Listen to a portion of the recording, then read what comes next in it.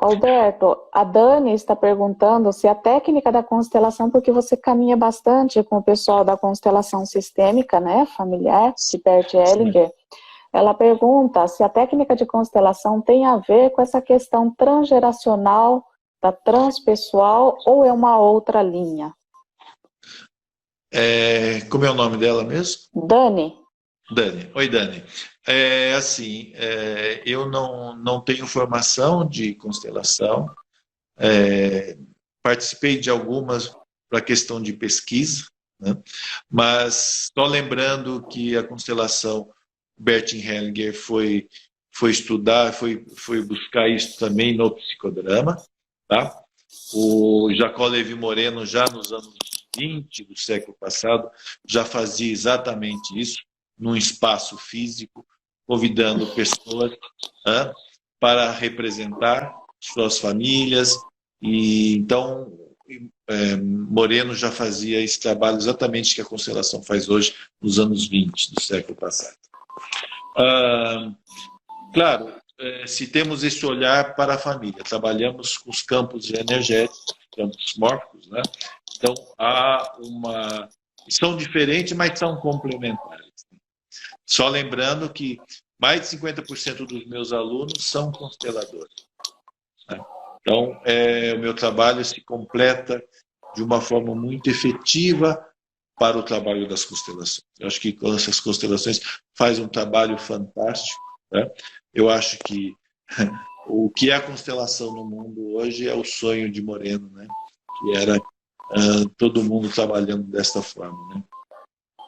a Martinha pergunta qual a relação dos nossos antepassados e hoje? A relação é assim, eles de alguma forma, os assuntos que ficaram pendentes na vida de nossos antepassados, de alguma forma nós carregamos esses assuntos. Então, nossa conexão é essa. E é obrigação nossa, né, de olharmos para isto e ajudá-los, né, nesta memória a pôr fim àqueles assuntos inacabados. Quando fazemos isso, estamos livres de carregar aqueles lamentos, aqueles sofrimentos que eles tiveram e podemos tornar nossas vidas mais livres, né? Sermos mais nós mesmos, né? Não deixar o sofrimento de nossos antepassados influenciar nas nossas vidas, nas nossas relações, nas nossas profissões, tá? Então, é muito importante este olhar para trás, para abrirmos né, uma grande porta para a frente. Ô Boarini, a Dani está falando que é muito bom ouvir e te ver falando aqui, porque ela já te conhece, já ouviu falar, desde a época que ela fez a especialização dela em sistêmica familiar, né? Ela pouco conhece da linha transpessoal e ela tem muito, né, é uma técnica de formação terapia sistêmica e ela está muito feliz em te ver falar um pouco sobre essa sua abordagem, né, que você utiliza aqui, não só aqui no Brasil, mas toda a Europa, América Latina, né? Exato. Marisa, você não quer que eu conte um caso rapidamente, só para ilustrar um pouco? Temos tempo? Pode falar. Nós temos 7 minutos. 7 minutos. Vou tentar resumir bem para servir como exemplo para as pessoas possam entender um pouco mais, né? Alguns anos atrás fui trabalhar numa empresa, um dono de uma empresa que estava num momento muito difícil financeiramente. A empresa estava a caminho de uma falência. E era uma fábrica de tijolos. Então, a situação deste empresário, né, que não achava uma solução para sair daqui. Ele tinha que produzir um número X de tijolos para sair dessa falência, ele não conseguia produzir isso, né? Então, sei lá, ele tinha que produzir 5.000 tijolos, ele produzia 2.000 tijolos, que mal dava para pagar os custos. Ok, então fui trabalhar, então. E aí, nessa entrevista com esse empresário, ele relata que ele já era a terceira geração desta fábrica. Terceira geração. E o fundador foi o avô, que já era falecido. E o pai também já era falecido. Então eu desconfiei, bom, deve ter coisas aí, né? Então eu comecei esse trabalho do psicodrama transgeracional e facilmente ele trouxe a imagem, né, a memória deste avô.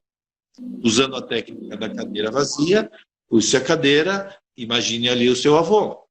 E aí começamos todo um diálogo com o avô.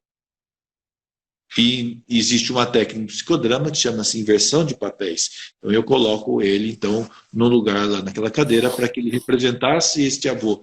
E ele entra no papel do avô.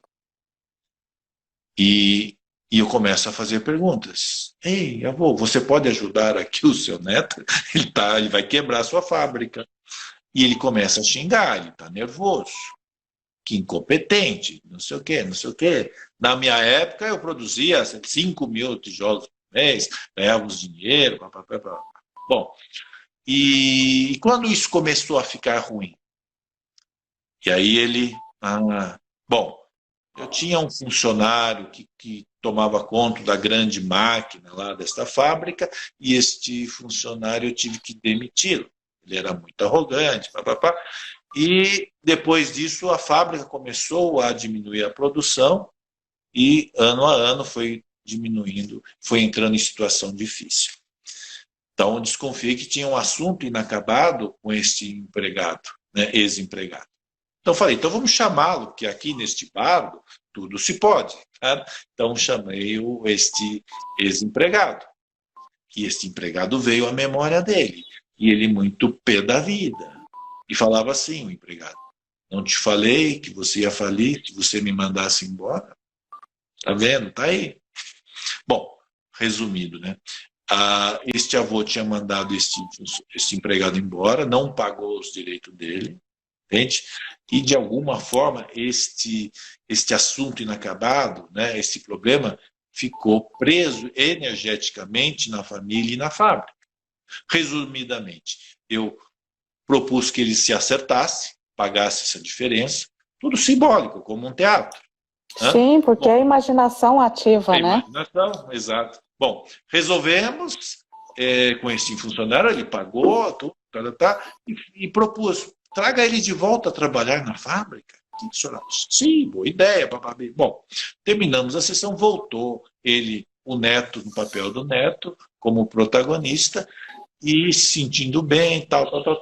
E aí, na hora daquela conversa final para fecharmos, o neto relata para mim, puxa, eu não contei para você, mas eu fiz a mesma coisa com o meu avô, que o meu avô fez. Eu tinha um funcionário que cuidava da máquina, era muito importante, por arrogância dele, achando que eu dependia dele, mandei ele embora alguns anos atrás. E também não paguei todos os direitos dele. Ou seja, reprodução no padrão. Bom, passado 2, 3 meses, eu continuei mais algum trabalho com ele, 2, 3 meses, ele fala, Alberto, retomamos a produção, agora voltamos a produzir para que dê lucro à empresa. Porque eu chamei aquele ex-funcionário, paguei o que eu devia para ele, recontratei ele e hoje ele está trabalhando na nossa fábrica. Então esse é um exemplo. Abriu o campo energético. Abriu o campo.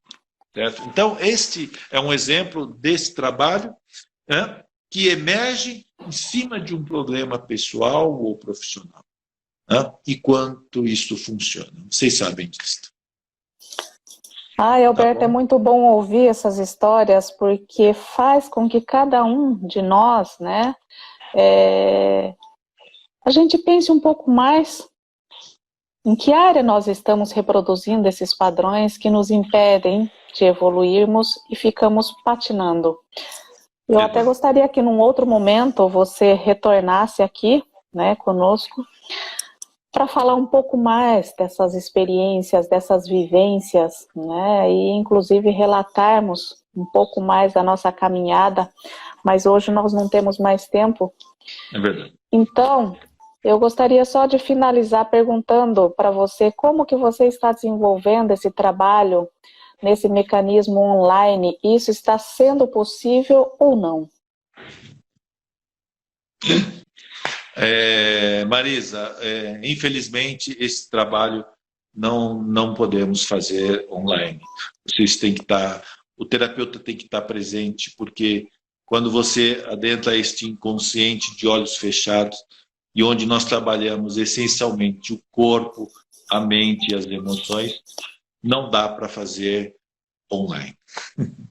Tá? Tem que ser presencial. Ok. Então, nós vamos convidá-los novamente para você relatar um pouco mais, né, no mundo online, para que as pessoas possam se beneficiar do seu trabalho, ok? Alberto, agradeço. Eu que agradeço de coração, né, por tudo que você fez por mim e por tudo que você sempre, né, me disponibiliza, tanto em conteúdos que você sempre está compartilhando comigo, e por estar aqui, né, conosco na live. E eu espero que em breve você retorne aqui, ok? Obrigado pelo convite. Sempre é um grande prazer falar do nosso trabalho, né?